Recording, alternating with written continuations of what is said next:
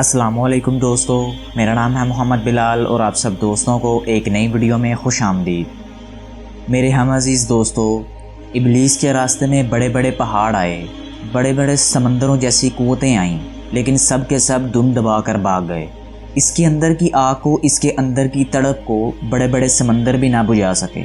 زلزلے اور طوفان اس کے پاؤں کی ٹھوکر پر رہے۔ دنیا و کائنات کی شاید ہی کوئی ایسی جگہ تھی جہاں اس نے اللہ کی عبادت نہ کی ہو، لیکن اس کے راستے میں ایک رکاوٹ تھی، اور وہ رکاوٹ تھی اس کے اندر بھڑکتا ہوا شعلہ جو اس کے سارے اعمال کو، نیکیوں کو ضائع کر دینا چاہتا تھا۔ جی ہاں دوستو، وہ شعلہ، وہ چنگاری اصل میں اس کا غرور اور تکبر تھا۔ اسی غرور کی وجہ سے وہ اللہ کے حکم کے مطابق سجدہ ریز نہ ہو سکا۔ لیکن یہاں ایک سوال پیدا ہوتا ہے کہ ابلیس کو تو اللہ پاک نے پیدا کیا، تو ابلیس کی تخلیق جو خدا کا دشمن ہے کیا معنی رکھتی ہے؟ کیا ابلیس خالق کائنات کے مقابلے میں برابری کی سطح کا دشمن ہے؟ اگر ہے ایسا تو پھر اللہ تعالیٰ کی وحدانیت تو مشکوک ہو جاتی ہے، اور اگر برابر کی سطح کا دشمن نہیں تو پھر یہ یقیناً ایک مخلوق ہے۔ اور یہی سوال الجھا دینے والا ہے کہ اپنا ہی دشمن پیدا کرنا کہاں کی عقل مندی ہے؟ لیکن اس سوال کا جواب یہ ہے کہ روشنی یا اجالا اس وقت تک نہیں پہچانا جا سکتا جب تک اس کے مقابلے میں اندھیرے کو نہ لایا جائے۔ دھوپ نہیں رہتی جب تک سایہ نہ ہو، اور اسی طرح زندگی نہیں رہتی جب تک موت نہ ہو۔ حسن کو اپنی پہچان کروانے کے لیے بدصورتی کی ضرورت تھی، اس لیے اللہ تعالیٰ نے اپنی پہچان کروانے کے لیے اندھیرے کو پیدا کیا، گمراہی کو پیدا کیا، تاکہ انسان بالکل صحیح طریقے سے یہ فیصلہ کر سکے کہ اجالا کیا ہے اور اندھیرا کیا ہے۔ اور یہاں سے آپ خود اندازہ لگا لیں کہ ابلیس کی حیثیت ہی کیا ہے۔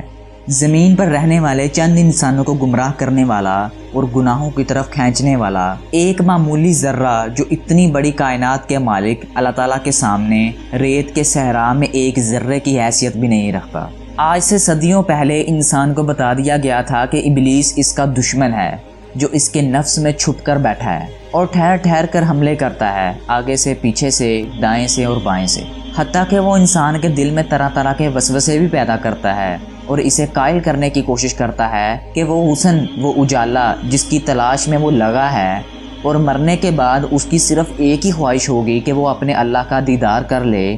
لیکن شیطان اس کو قائل کرتا ہے کہ وہ اجالا تمہیں مرنے سے پہلے بھی دنیا میں مل سکتا ہے۔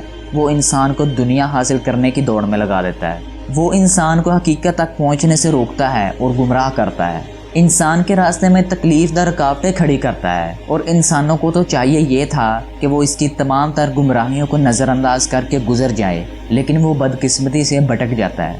وہ بھول جاتا ہے کہ اس کی زندگی کا مقصد، تمام تر محنت صرف اور صرف اللہ رب العزت کے لیے ہونی چاہیے، اور وہ بھول جاتا ہے کہ اللہ کی قربت اچھے کاموں سے حاصل ہو سکتی ہے، نہ کہ برے کاموں سے۔ واقعی یہ ابلیس گمراہ کرنے والا اور انسان کو اس کے اصل مقصد سے پیچھے ہٹانے والا ہے۔ اللہ تعالیٰ مجھے اور آپ کو شیطان کے شر سے بچنے کی توفیق عطا فرمائے۔ ویڈیو اچھی لگی تو ویڈیو کو لائک، چینل کو سبسکرائب اور کمنٹ سیکشن میں اپنی رائے کا اظہار ضرور کیجیے گا۔ اپنا اور اپنے پیاروں کا بہت سارا خیال رکھیے گا۔